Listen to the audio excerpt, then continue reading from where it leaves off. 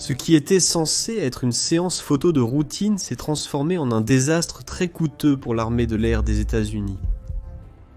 General Electric, concepteur et fabricant des puissants moteurs du XB-70 et Valkyr, voulait quelques photographies promotionnelles de ces 5 avions équipés de moteurs de cette entreprise. Lorsque l'équipe de photographie a embarqué dans leur Learjet pour la séance photo, personne n'aurait pu anticiper le résultat. Juste après avoir pris la dernière photo de la journée, un Lockheed F-104N, piloté par le chef des essais de la National Aeronautics and Space Administration, Joseph Walker, a été aspiré par un vortex du gigantesque XB-70. Le F-104 a basculé sur le dessus du gigantesque bombardier qui a perdu le contrôle et s'est écrasé au sol. Et c'est l'histoire que nous allons voir dans une nouvelle vidéo de la boîte noire du monde de l'aviation. La tendance pendant les années 50 et 60, en pleine guerre froide, était que les bombardiers volant le plus vite et le plus haut possible, pour éviter les défenses anti-aériennes. Mais les avions intercepteurs avaient également été développés pour contrer cette menace et chasser ce type d'aéronef. Les États-Unis ont alors voulu construire un bombardier qui ne pourrait pas être atteint par les intercepteurs. En 1955, la force aérienne des États-Unis, ou l'United States Air Force, a émis la demande générale opérationnelle 38, dans laquelle elle demandait que soient étudiés les débuts d'un nouvel avion, capable de transporter la charge d'un B-52 à une vitesse supérieure à Mach 2, comme un B-58 Hustler. Mais ce futur bombardier transporterait également des armes nucléaires. À cette époque, les armes nucléaires pesaient de plusieurs tonnes et devaient avoir une grande capacité de transporter suffisamment de carburant pour transporter cette charge utile des États-Unis à l'Union soviétique. Durant cette même période, seules 2 armes se sont avérées efficaces contre les bombardiers, les avions de chasse et l'artillerie anti-aérienne. Voler plus haut et plus vite a rendu cette tâche plus difficile pour les deux. En 1958, North American Aviation a présenté le design du XB-70, dont nous avions déjà fait une vidéo en profondeur. Je vous la laisse en haut à droite, pour que vous la regardiez plus tard. Après avoir présenté cette proposition, North American a décroché un contrat gouvernemental pour construire 2 prototypes. La construction a débuté en 1960.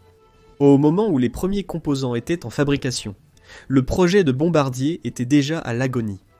C'est que l'apparition des missiles guidés solaires les rendait déjà vulnérables, et donc le rapport coût-efficacité était impossible. Mais ils continueraient ensuite avec une autre mission.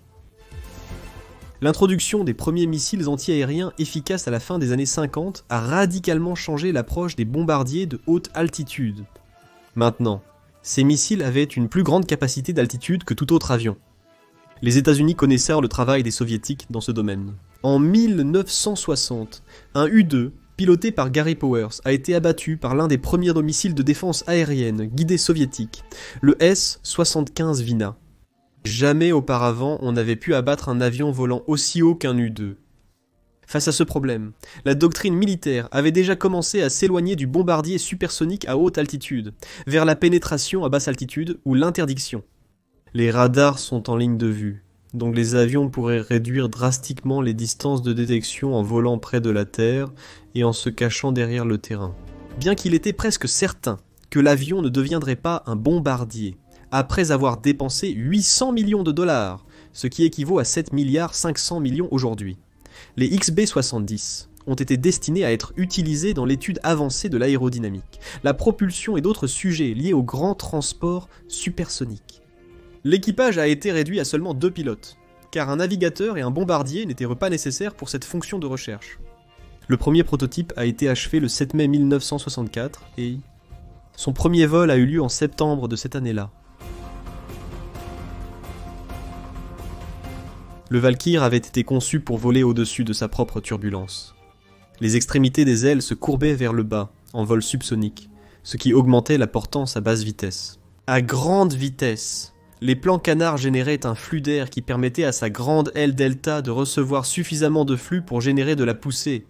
Cela lui a permis de prouver qu'une fois la transition subsonique à supersonique franchie, il n'y avait pas de limite de temps pour maintenir le vol à plus de Mach 1, et c'est une donnée qui serait clé pour envisager des vols de passagers. Avec les données obtenues après 128 vols d'essai, Des conclusions ont été tirées qui conduiraient ensuite au développement du Rockwell Beyond Lancer et à l'essai du concept du projet SST, Supersonic Transport, car les États-Unis cherchaient à être l'un des pays qui aurait un avion de passagers supersonique comme le Concorde européen ou le Tu-144 soviétique. Mais les essais se sont terminés brusquement, le 8 juin 1966. Ce jour-là, le prototype numéro 2 avait subi un horrible accident. La base Edwards au nord de Los Angeles était le lieu des vols d'essai du XB-70. Pendant l'un des vols de recherche du Valkyr, General Electric fait jouer ses influences et tente de convaincre les commandants de la base de permettre une séance photo avec les avions équipés de leurs moteurs. Le Valkyr était équipé de 6 de leurs conceptions de moteurs les plus révolutionnaires.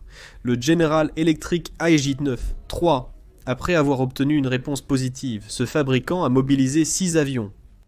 En plus du Valkyr, piloté par le colonel Al White et le major Kirk Cross, un Learjet 24, dont des photos et des vidéos seraient prises.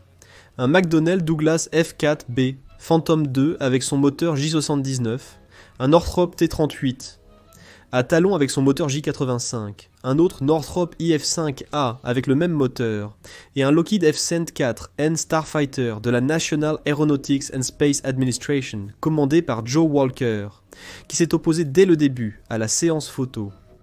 Il disait qu'aucune donnée pertinente ne serait obtenue lors de ce vol en formation. Et c'était vrai. Cela ne servait qu'à General Electric pour la publicité. Après la séance photo qui se déroulait normalement, le F-104 a commencé à se rapprocher de plus en plus du Valkyr. C'est alors que Walker, à 9h-26h locales, s'est retrouvé piégé dans un vortex généré par la turbulence du bombardier et a perdu le contrôle du Starfighter. Il était incapable de l'en éloigner. Le stabilisateur de queue du F-104 touche l'extrémité de l'aile du XB-70 et se détache. Le F-104, sans stabilisateur vertical, lève le nez et fait un tonneau inversé sur le XB-70, frappe l'un des stabilisateurs verticaux et arrache l'autre de plein fouet, explosant en une boule de feu, tandis qu'il tombe et s'éloigne.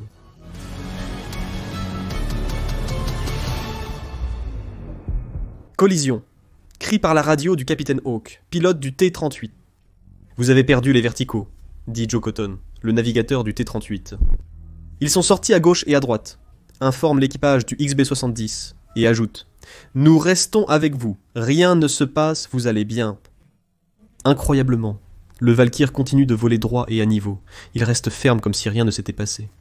Il continue sans stabilisateur verticaux, jusqu'à ce que 16 secondes après l'impact, le North American Aviation XB-70 commence à s'incliner irrémédiablement à droite. Le Learjet continue de prendre des photos, malgré les ordres constants des autres pilotes de la formation.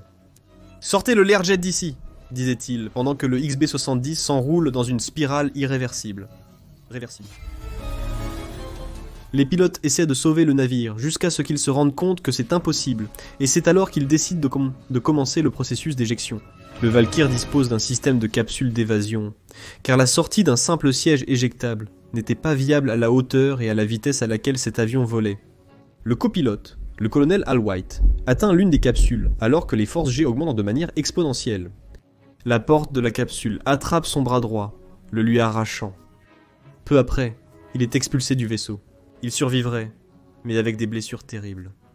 Le Major Kirk Cross, qui pilotait pour la première fois le XB-70, s'écrase avec l'avion dans le désert. Bien que cette section s'appelle boîte noire, il faut dire que cet avion, comme la plupart des avions militaires, n'a pas de boîte noire, précisément, qui enregistrerait ce qui se passait dans le cockpit, donc nous ne savons pas quelles ont été les réactions de l'équipage du Valkyr.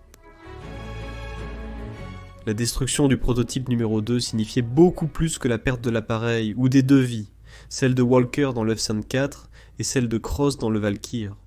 Cela a également coûté aux États-Unis leur programme SST qui n'a jamais vu le jour, un avion de passagers supersonique américain.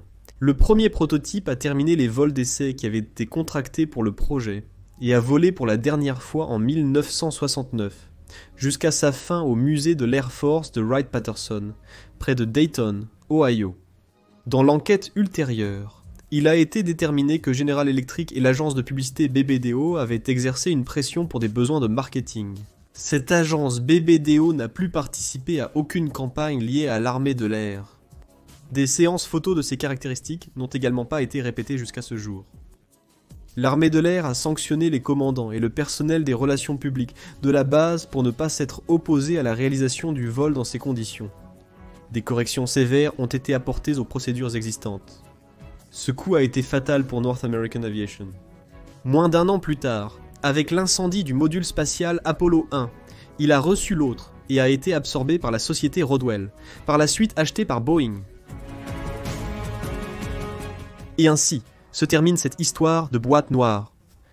J'espère que vous l'avez aimé. Si c'est le cas, mettez un like et partagez-le. Et si vous voulez aider financièrement à améliorer la chaîne, vous avez le nouveau bouton de remerciement sous la vidéo, ainsi que les moyens. PayPal, Patreon et Mercado Pago. Nous nous retrouvons dans une nouvelle livraison de Monde de l'Aviation.